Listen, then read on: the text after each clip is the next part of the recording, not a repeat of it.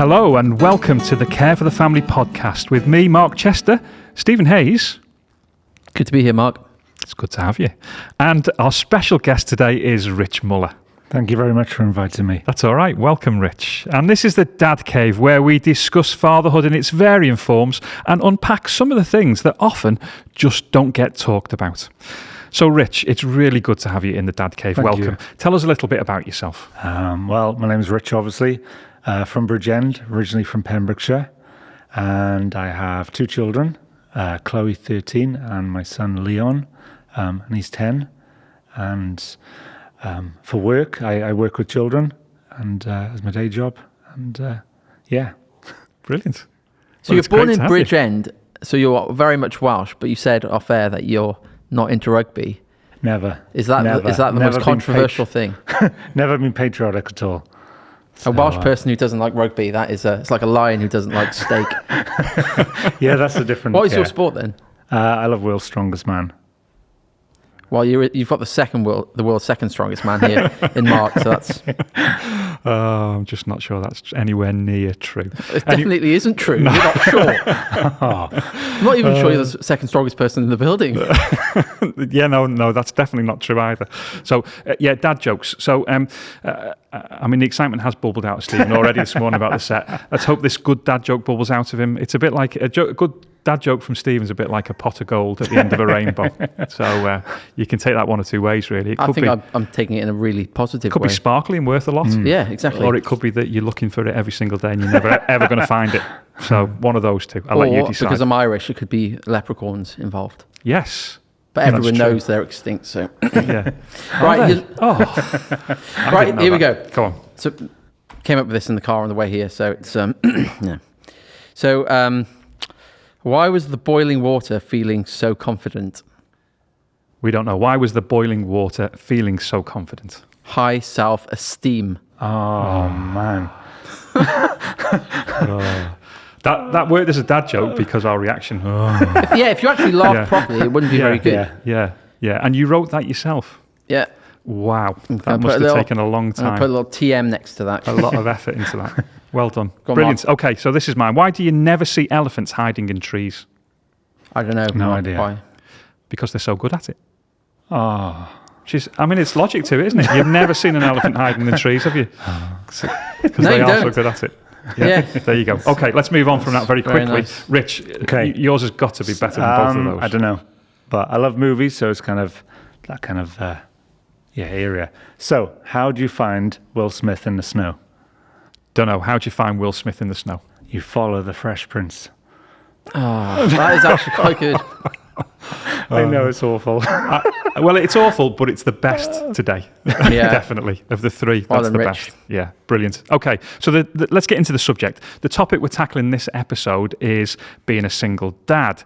And Rich, you are a single dad. Yeah. But I think it'd be really good to start off by just us exploring what is a single dad. Because it's not always easy, is it? I know some people might say, well, it's just somebody who's got sole custody of the children. Yeah. Others might say, well, no, it also includes people dads who've got access to their children. And some would say, well, even if you're not seeing your kids, but you're a dad, you're still a single dad. I'm just wondering, what do you think, Rich?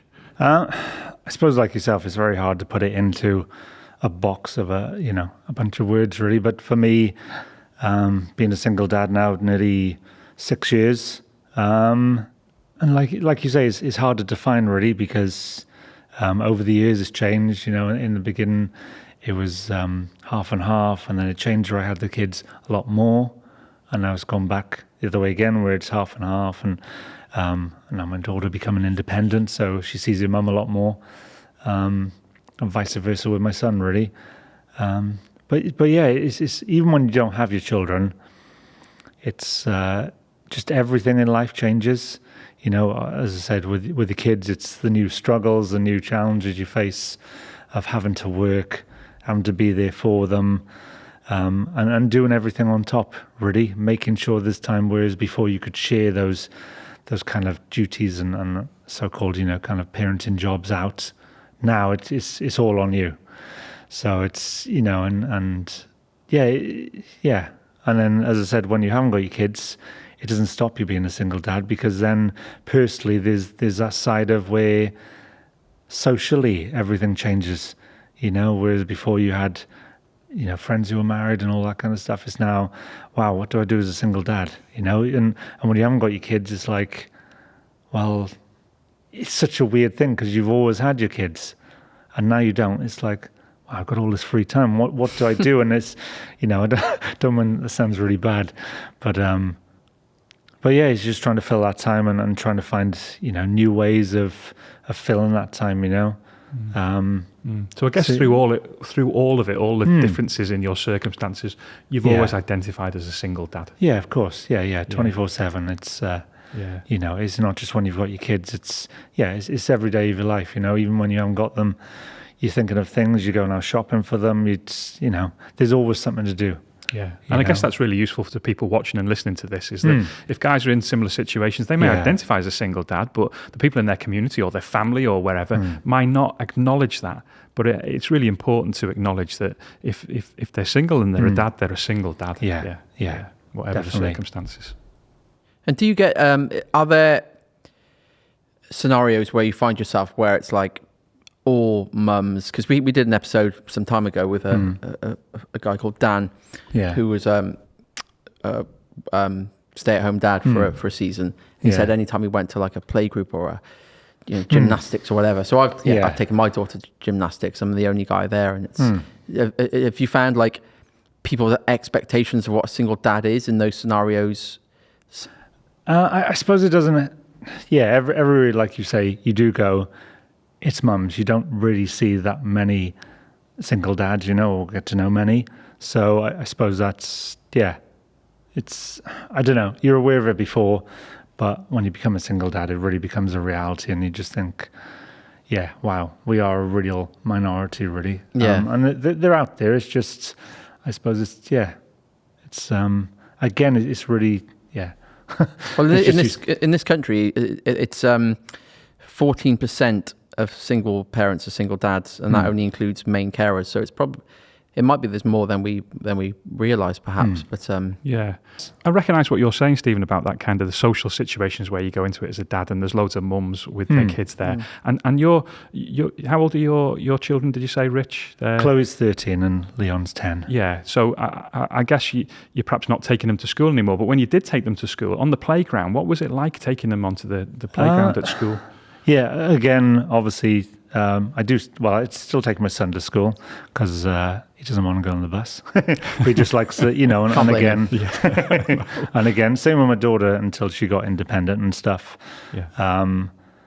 He just loves, and for me, I love every kind of opportunity just to spend time with him, really, and doing the school runs, all these things that are memories, really. But being on the playground, looking around, there were a few other dads, but most of the time it was women, and I suppose then, it's, I suppose sometimes it becomes a bit of a novelty.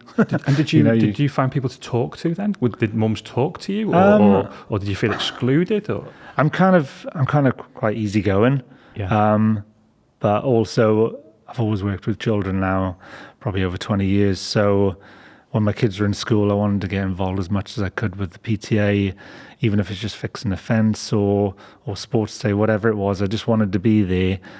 But as a single dad, I suppose, you do get looked at differently. Maybe not in the same light, maybe not as good. But I suppose for me, it's like I say, with the school being involved so much, it's always been something of mine to change that kind of perspective for people, to show that, either parent is amazing, but, dads can do just as good as job and be there, and do, just got different things to offer when you have children, Yeah. There's all those different sides when it comes to emotional or the physical things you do, it's... Yeah. Can I jump in and ask there, Rich? Of course. So, if you've been a parent and you're in a relationship and you're parenting together, natural rhythms kind of form. So there's certain things that mum might just do, and there's certain things that dads might just do, and you fall into just this sometimes unspoken. There's just certain things that each take on. So when you became a single dad, how is it adjusting from like, oh, that's the stuff she does, to you taking on so much more of just the care, washing, making sandwiches, whatever it might Yeah. be. Yeah. How is it adjusting to that? It's really hard to explain, but I found I was very involved when I was married, and so going to a single parent, there wasn't much of a change, to be honest. So like I say, I've always been there. I've always wanted to cook, do the bedtime stories, be involved in every single aspect of their life. So, and like I say, I love to work, but children always came first, in every kind of area. So, So it's for been me, fitting work around. for me, yeah, everything is, since I've been a single dad, I've changed my jobs, going from days to nights, so I could have more time with the children. So when do you sleep? So I mean, for years, really, the last year, like we say, you come along so many different struggles and things, but you learn to adapt. And so, when I first went to nights, if anyone's ever done them, they're horrible, My dad did. Yeah. They're really hard work, and you wouldn't sleep for days. And I didn't do that many. But yeah, it was still, you go old, your focus was always your children, and that's what keeps you going. Amazing.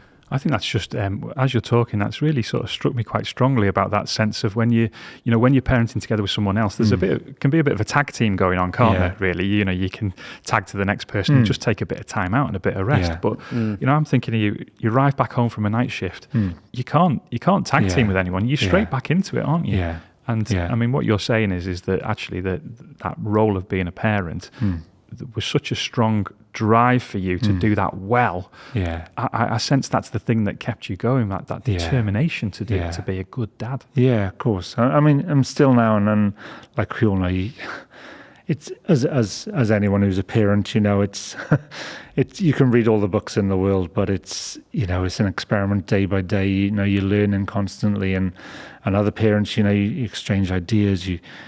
You're just trying to find the best way to do the best you can. If there's a dilemma about one of the children, I mean, which it come up regularly, don't they, with our kids? We have dilemmas, things we're just not sure how to deal with, or what the right thing to do is. Or so how do you process that? Do you talk to somebody? Have you got friends or people at church who you talk to, or do you just? I mean, you said there you learn to cope on your own. Yeah. And so is that the case, that you just learn to cope alone and make your decisions and don't bounce them off anybody else, or do you have people you talk to? For me, when I obviously when we separated, I kind of shut myself off quite a lot, as I suppose a lot of parents do. There's all these things going through your head, emotions, wondering what's going on. You're worrying about the kids, thinking how are they feeling, how are they going to cope. And so I suppose you do just kind of, for a period, you shut yourself off. And as much as, I mean, some people are different. For me, I didn't want anyone's help. I just thought I can do this alone. I've always coped. I want to prove to everybody that I can. I want to be that dad who can show the world that, dads can be amazing and they can do all these things as well. They're not just... they're not just seen as even, sometimes you hear people joking on TV where it's like the dad doesn't do nothing, the mum picks up all the pieces. But I wanted to show that that's not always true, that the dads they are just as capable, and they can be just as involved and do all those things, whether it's, chores around the house or whatever, there's, but kind of gone off point now. No, it's great. It's fine. So, one thing I wanted to, on the Dad Cave, we got half an hour with our guests and we find out a little bit about you. But off the cuff, I thought it'd be quite interesting just to take a slight segue from our main questions and just do some quick fire questions. Awesome. For a minute or so, just to learn a little bit more about you. And then, Mark, I'll tag you back in, all right? Fantastic. I'm looking forward to this. Well, I might even make this a feature, and every time I'm going to put in a few rogue questions. Just to see. Right, so here we go. You ready, Rich? Yeah. What is your favourite film? Goonies. Favourite sports team? Don't have one. Sorry. Favourite book? Favorite book? The Bible. Favourite TV show? Wow. Oh man. Sorry. I sound really boring. I don't have one. Don't have a favourite TV show? No. Dad Cave. Favourite superhero? Superman, definitely. Okay. 100%. Favorite Whitney Houston song? Run to You. I love that I didn't even know that was a song. Brilliant. Favorite drink? Favorite drink? Wow. Pepsi Max. Favorite flower? Favorite flower? Probably what are they called? Probably a rose. Very good. Oh, you caught me off guard having a favorite Whitney Houston song. Yeah, I know. Yeah, I particularly love the favourite flower. Very good. Do you have a favorite flower, Mark? No, Same. I don't. But it's got me thinking now. I did say at the beginning, like, I love movies. So Run to You is off The Bodyguard with Is Kevin that right? Costner. So really good film. So, Right. There we go. So Excellent. you've kind of legitimised it a little bit. You've got a secret back catalogue collection. I love emotional music. Anything, speaks to you and stuff. I thought you were going to say you were like a Whitney Houston tribute artist or something. No. You did impressions Only of Whitney a Houston couple on of the those weekend. I love. But yeah. Fantastic.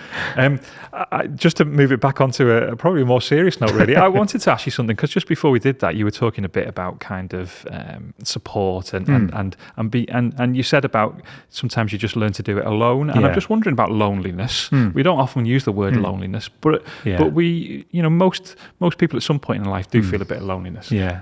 Do you ever feel loneliness, Rich? The last 5 years have been, I got to say, a massive challenge, really.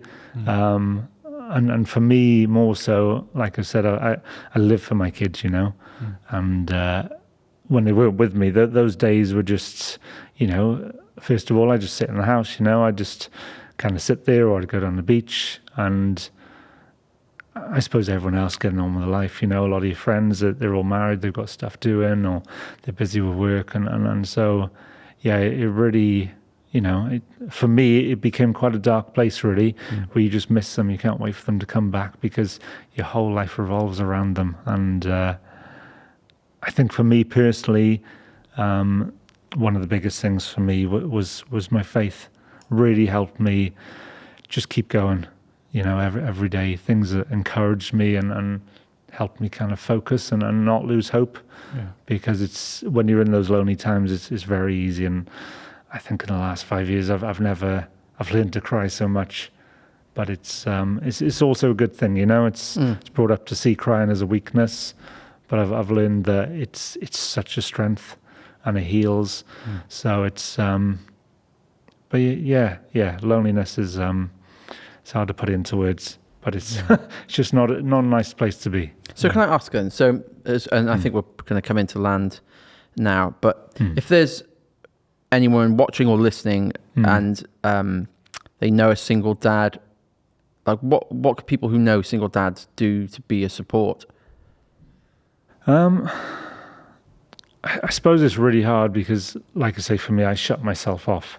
So even if people wanted to be there for me, I wouldn't have wanted their help. But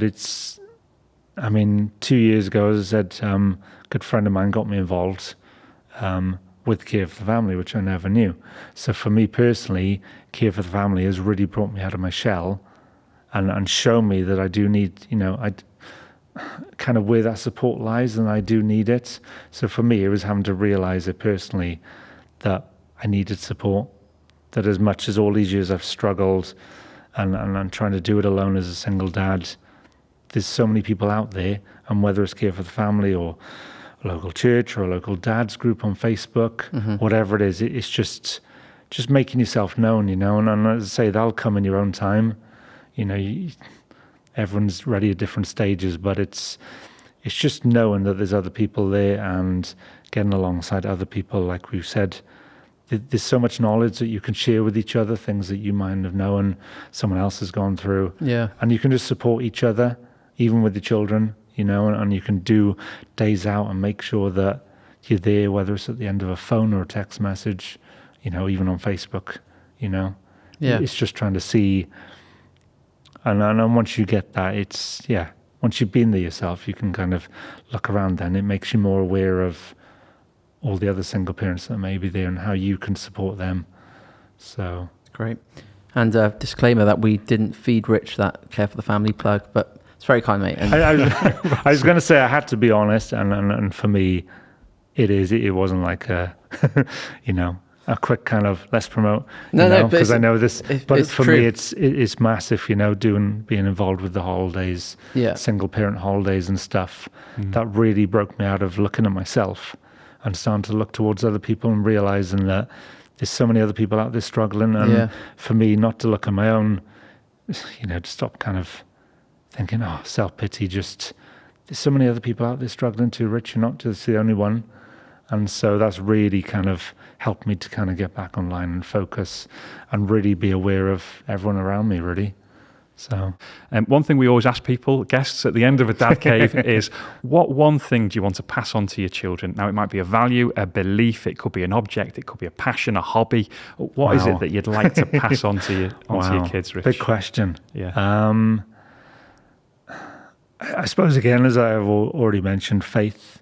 The biggest thing for me is really not so much seeing them grow up, money, all that kind of success, but kind of feeding through to them the way to live right, the way to, you know, to have compassion, empathy, all those kind of emotions that I've gone through, and realized they're so much more important than, you know, having a big bank account. That's not wrong, but it's teaching them what's important in life. And I think that for me has come through faith, you know, trying to live a life where you love and understand people around you and you're there for each other.